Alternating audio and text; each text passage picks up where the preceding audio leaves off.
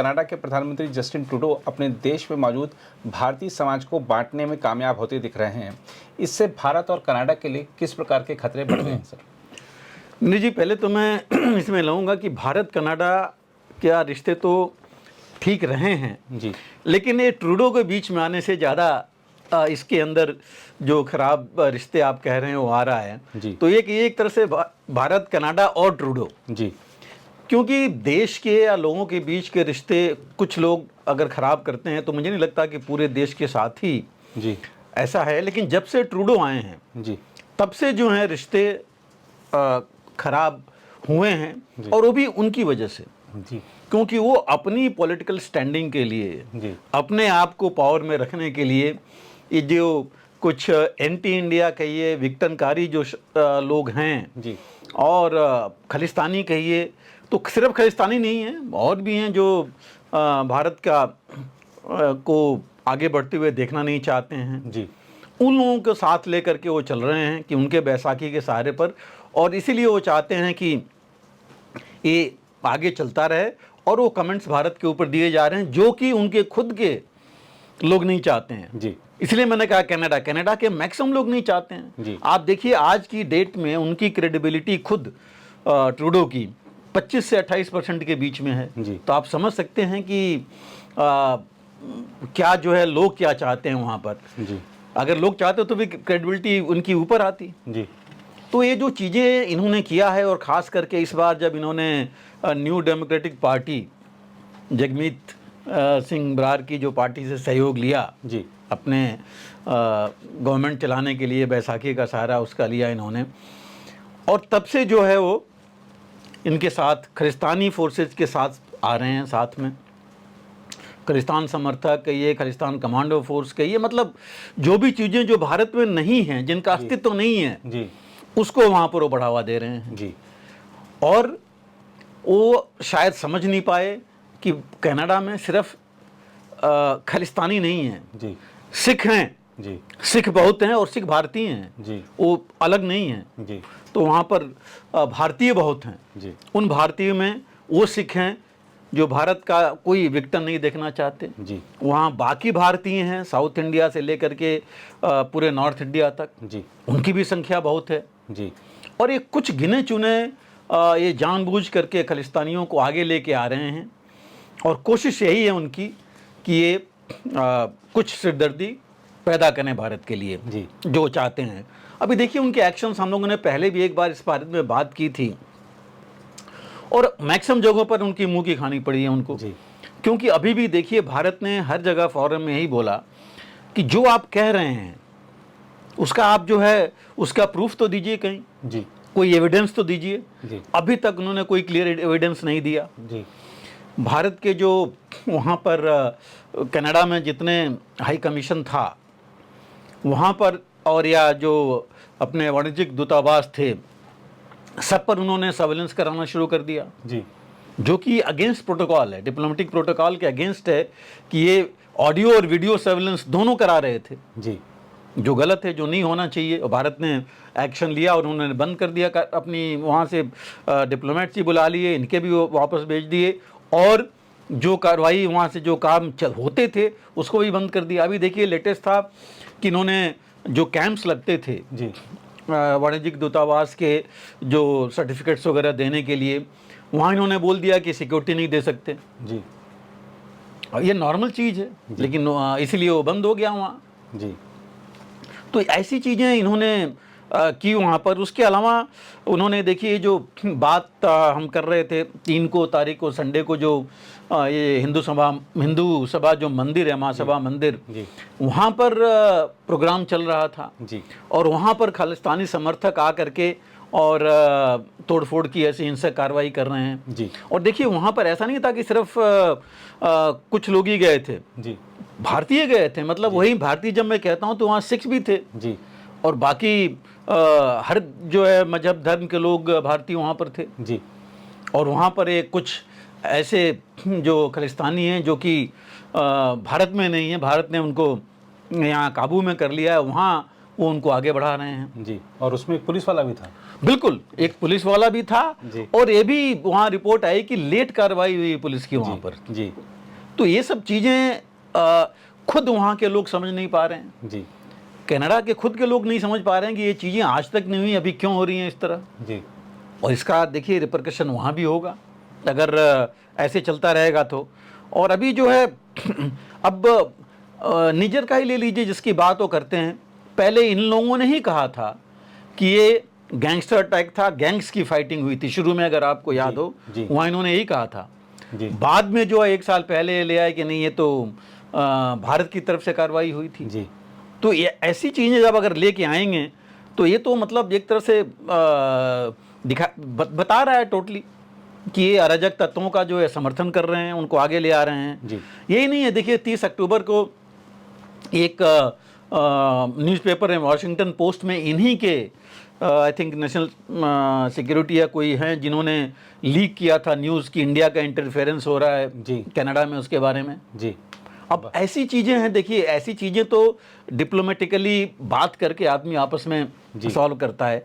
ये चीज़ आप अपने देश में नहीं दूसरे देश के न्यूज़पेपर को अगर बता रहे हैं तो आपका मंशा क्या है, जी तो ये खुद ही दिखाता है कि वो क्या चाहते हैं। और ये जो है इनके NSA नतली हैं, उन्होंने जो है एक वर्ल्ड ओपिनियन वो करने के लिए दिया था। तो ये अब इन्होंने शुरू क्या किया है कि ये चाहते हैं कि चूंकि ये देख रहे हैं बहुत कुछ एक्शन हो नहीं रहा है, ना कुछ भारत का रिएक्शन हो रहा जी। है इतना ज़्यादा जो ये चाहते थे, जी और ना जो इनके जो 5 आई और बाकी देशों की ये बात कर रहे थे वहाँ से भी कुछ रिएक्शन नहीं आ रहा है जी। क्योंकि एविडेंस है नहीं। तो अब ये वर्ल्ड ओपिनियन को ऐसी चीज़ें करके मॉड्यूलेट करना चाहते हैं जी कि मैं लीक करते रहें, ऐसी चीज़ें खबरें देते रहें। और अभी देखिए इन्होंने लेटेस्ट क्या किया है, भारत को इन्होंने साइबर थ्रेट जी वाले कंट्रीज में नाम इन्होंने डाल दिया है, जिसमें कि रूस, ईरान, चीन, उनको डाला हुआ है इन्होंने, उसके साथ भारत को इन्होंने डाला है। तो मतलब करना क्या चाहते हैं इनको खुद ही समझ में नहीं आ रहा है कि और कुछ नहीं मिल रहा है तो ऐसी जो चीज़ें हैं उसमें नाम डालो। और जो अभी ये इस्तेमाल कर रहे हैं, और तो कुछ इन्होंने जो आपने कहा, देखिए भारतीयों के बीच में तो ये कर नहीं पाए कुछ, उनको एक अलग थलग करने की या डिवीज़न नहीं कर पाए, तो अब खालिस्तानियों का सहारा ले रहे हैं उसी के लिए। जी उसको लेकर के ये चाहते हैं कि भारतीयों के बीच में ये डिस्ट्रेस और डिवीज़न पैदा किया जाए। जी और ये अगर टेरर ग्रुप्स का ऐसे समर्थन करेंगे, उनको आगे ले आएंगे इस तरह, तो आप समझिए होगा क्या। मुझे लगता है कि अगर ये ऐसे करते रहे तो दिन दूर नहीं है कि ये कनाडा जो है कनाडिस्तान और या पाकिस्तान बन जाएगा। जी अगर ये टेरर ग्रुप्स को इस तरह लेके चलते रहे जी तो हश्र उनका यही होगा जो कि कनाडा के लोग नहीं चाहते हैं।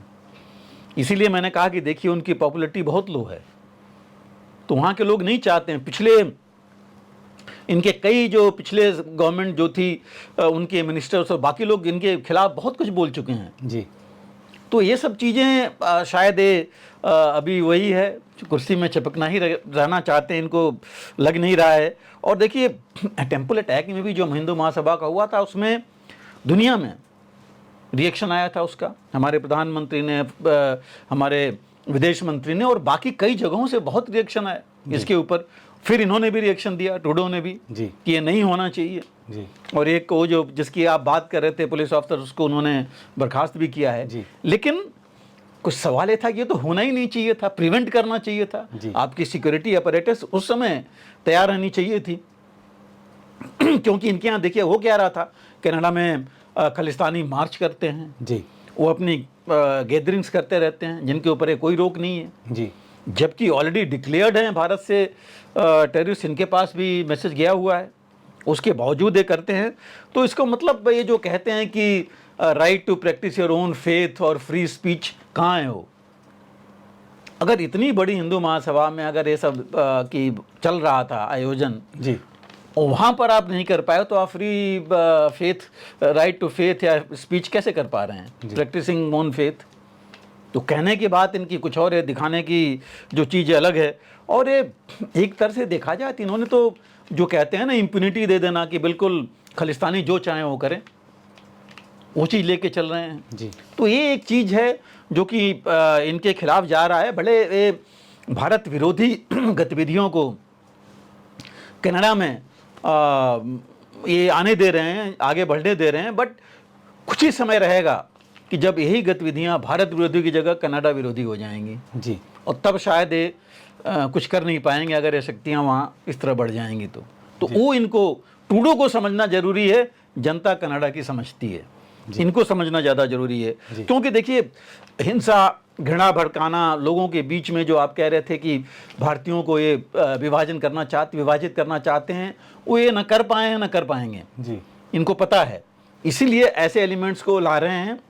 और वर्ल्ड स्टेज में भारतीय अब गिने चुने नहीं हैं, कई जगह हैं जी, और उन जगहों पर हैं, इनके बगल में अमेरिका में ही देख लीजिए जी, ऐसे ऐसे जगहों पर हैं जहां पर वो मायने रखते हैं, ओपिनियन मोल्ड कर सकते हैं। तो ये इनको अभी समझने में शायद देर लग रही है, लेकिन मेरे ख्याल जब समझेंगे तब तक शायद देर हो जाएगी, क्योंकि मेजॉरिटी ऑफ 6, मैं खालिस्तानीज की बात नहीं कर रहा हूँ, मेजॉरिटी ऑफ 6 चाहते ही नहीं है इस मामले में खालिस्तान के बारे में जी, क्योंकि जब यहाँ से तो ख़त्म ही है, यहाँ से तो सवाल ही नहीं उठता कि दोबारा कुछ होना है जी, तो वहाँ पर है। अगर वहाँ पर खालिस्तान बन गया तो कनाडा का क्या होगा वही समझ सकते हैं फिर जी। तो इसीलिए मैंने कहा था कि एक और पाकिस्तान बन जाएगा। और कोशिश तो कर रहे हैं, देखिए इनकी कोशिश अभी से नहीं है, 1.5-2 साल हो गए अभी जी, हुआ क्या उससे, नुकसान उनका ही हो रहा है।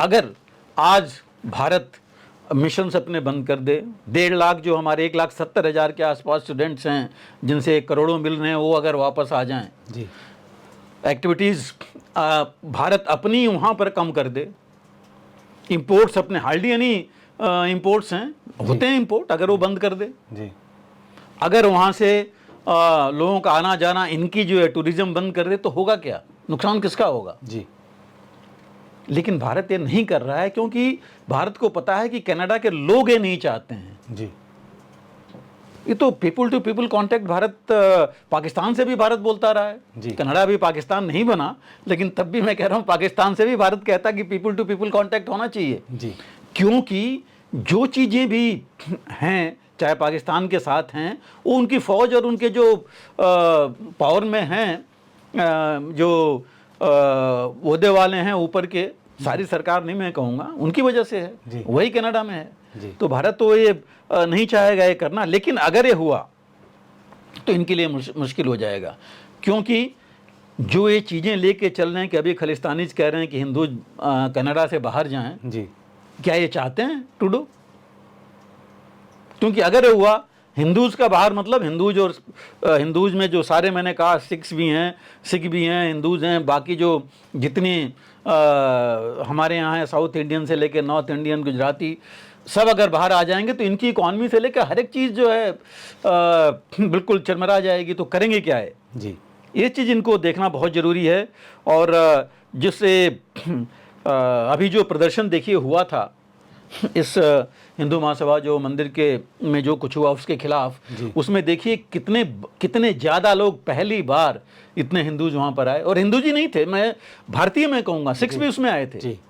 तो इतनी ज़्यादा ये पहली बार हुआ था वहाँ पर कि इतने लोग वहाँ पर आए थे, और इसमें coalition of Hindus in north America, ये पूरा ग्रुप वहाँ पर आया था। तो इसको देख करके ट्रूडो को पता लगना चाहिए कि जिन हिंदूज की वो बात, इंडियंस की, भारतीयों की बात कर रहे हैं, वो कितने हैं और कितने हो सकते हैं जी।